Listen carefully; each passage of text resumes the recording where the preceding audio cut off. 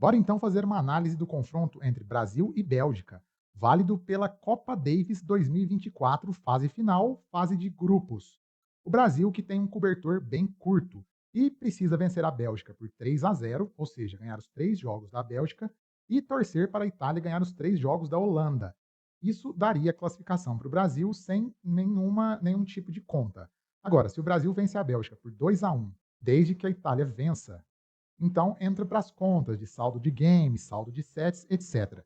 Isso porque o Brasil, se vence a Bélgica, teria uma vitória, a Holanda, se perde da Itália, também teria uma vitória, e a Bélgica teria uma vitória justamente contra a Holanda, e a Itália 3 vitórias. Então a Itália classificaria em primeiro e os outros 3 dariam empate técnico. O primeiro critério de desempate são os confrontos diretos. Mas quando há empate triplo, o critério é número de vitórias, vitórias em jogos, depois saldo de sets, depois saldo de games. Na verdade, porcentagem de jogos ganhos, porcentagem de sets feitos, porcentagem de games feitos. Mas vamos para a análise de cada um dos confrontos do Brasil contra a Bélgica. Os confrontos mais lógicos seriam hoje. Lembrando que a escolha dos jogadores mesmo é feita 1 hora antes do jogo. Mas no caso do Brasil, não vai ter muito segredo e eu acredito que da Bélgica também não. O Brasil vai entrar de João Fonseca, Thiago Monteiro e a dupla Marcelo Melo e Rafael Matos, enquanto a Bélgica vai entrar com Alexander Blokschis, Zizou Bergs e a dupla Joran Viegen e Sander Gil. Bom, então os confrontos seriam João Fonseca e Alexander Blokschis, Thiago Monteiro versus Zizou Bergs, Marcelo Melo, Rafael Matos versus Gil Vliegen. Vamos começar então por João Fonseca versus Blokschis. Blokschis, que hoje ocupa a posição de 255 do ranking, por aí, e o João 158. No entanto, eles são velhos conhecidos, porque jogaram no juvenil juntos. O Blokschis derrotou o João Fonseca no Australian Open 2023, nas quartas de final, num jogo que o João não ganhou por muito pouco. O João estava vencendo um 7-0, tinha 5-4 no tie-break do segundo set e errou um voleio fácil que acabou revertendo o jogo e o Blokschis virou em 7-6, 6-4. Além disso, eles jogaram juntos nas duplas desse mesmo torneio do Australian Open e foram vice-campeões. No juvenil, o Blokschis jogava de uma maneira mais conservadora, trocando mais bola, colocando o saque na quadra, mas ele ganhou potência física e potência nos golpes. E hoje ele joga com um estilo parecido com o do João. Saque potente, golpes potentes do fundo da quadra, uma esquerda muito sólida, uma direita que anda muito, sabe chegar na rede, só não tem a devolução tão boa quanto a do João. No entanto, ele saca um pouquinho mais regular do que o João. O João sacando 100% saca mais do que o Blokschis a 100%. Mas o Blokschis mantém um 80% de forma mais constante do que o João. Aliás, essa é a conta do jogo. Né? O Blokschis é um cara um pouco mais constante e o João é muito mais jogador. E o ranking do Blokschis engana um pouco, viu? Ele fez um jogo duríssimo contra o Matteo Berrettini, foi para o terceiro set, perdeu só no tie-break do terceiro set, fez o Berrettini suar sangue. O Berrettini comemorou muito a vitória, muito. O Blokschis, se eu não me engano, eu não falei, mas a idade dele é de 19 anos, muito promissor. E a conta para o jogo com o João Fonseca em favor do João é que o estilo é muito parecido, mas o João jogando num nível médio dele joga mais do que o Blokschis no nível médio do Blokschis. Vai ser um jogo franco, de muita pancadaria dos dois lados. O Blokschis está acostumado com essa quadra dura coberta, tem até título de Challenger nela. Na Bélgica eles jogam muito nesse tipo de quadra. E eu acho que na questão de porcentagem, né, que vocês gostam tanto que eu falo, hoje eu diria 60% para o João, 40% para o Alexander Blokschis. Já o segundo confronto entre Thiago Monteiro e Zizou Bergs é um confronto mais complicado para o Brasil. Apesar do Bergs estar com o mesmo ranking do Monteiro praticamente, o belga é 72 e o Monteiro é 76 do ranking, o Bergs está voando na Davis. Ele é possivelmente o melhor jogador desse grupo até agora. Ele venceu o Talon Griex no confronto contra a Holanda e venceu o Flávio Koboli no confronto contra a Itália. É um jogador que é muito talentoso. O ranking dele engana um pouco também, é porque ele é um cara de muitos altos e baixos. Mas quando ele está no alto, no topo dele, ele é um belo jogador. Leve, golpes potentes, uma direita muito boa, uma esquerda sólida, um saque razoável. É um jogador bem do estilo ali dessa turma da Bélgica e da Holanda.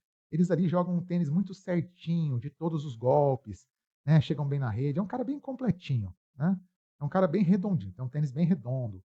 Eu diria que ele lembra um pouco do Goffin, Davi Goffin, né? O belga que é um dos melhores jogadores da história da Bélgica, se não o melhor jogador no masculino. Jogador leve, movimenta bem, mas também que comete muitos erros quando não está jogando bem e que, apesar de jogar redondinho e estar voando, o nível dele médio não é tão diferente do Thiago. O Thiago já é um jogador um pouco diferente do Bergs. Ele tem picos no jogo dele muito altos e deficiência muito clara. O pico do Monteiro são os games de saque, ele saca uma barbaridade e tem uma primeira bola pós-saque fantástica.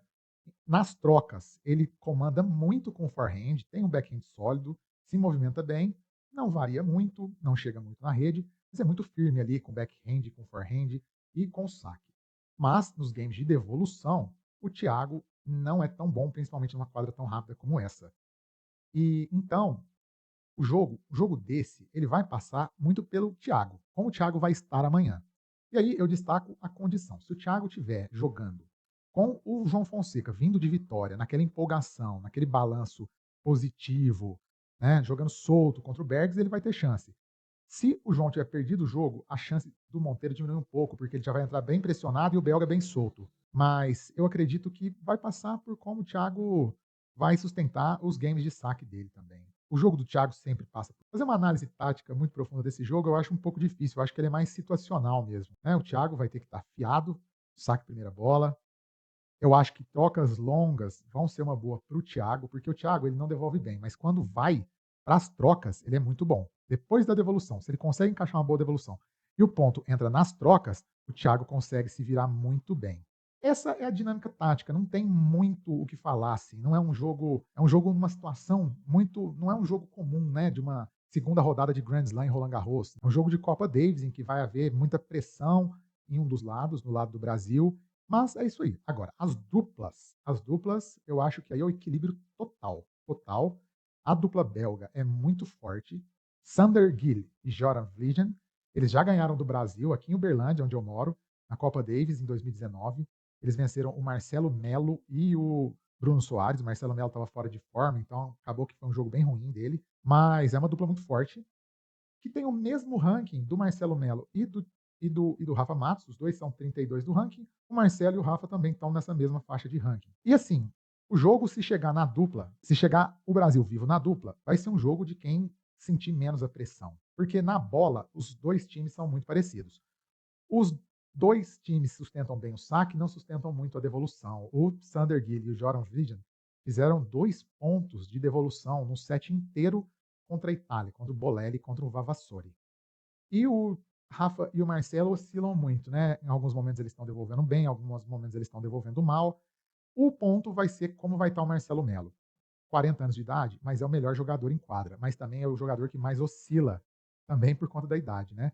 Contra a Itália, ele jogou uma barbaridade e decidiu o jogo. Contra a Holanda, ele acabou oscilando no tie-break e a derrota caiu na conta dele. Então vai passar pelo Marcelo. O Rafa é um cara mais regular, mas que não tem tantas armas, como o Marcelo tem ali na rede. Então o Marcelo pode decidir o jogo ali na rede. Então, a dinâmica da dupla é mais ou menos essa. Esqueci de falar a porcentagem do jogo de simples do Monteiro. 65-35 para o Bergs. Agora, na dupla, 50-50. A Bélgica, que venceu a Holanda de maneira surpreendente, que levou a Itália ao limite, o Blockches levou o Berrettini ao limite, o Bergs ganhou do Koboli, que é top 35, e na dupla também foram para o limite. A Bélgica, até agora, é o melhor time do grupo em desempenho. Eu diria até que em melhor desempenho que a Itália. Eles oscilaram menos que a Itália. Eles são a surpresa do grupo para mim. Eu acho até que eles mereciam a vitória contra a Itália, que escapou por muito pouco. Confronto difícil para o Brasil, ali no frigir dos ovos. É isso aí. Espero vocês na live amanhã ou hoje, para quem está vendo no dia do jogo. Mas enfim, no dia 14, no sábado, às 10 horas da manhã, vai ter link para vocês assistirem o jogo. Claro, eu não vou transmitir. Então, curtam o vídeo, se inscrevam no canal e hypem o vídeo também. Um abraço e até amanhã.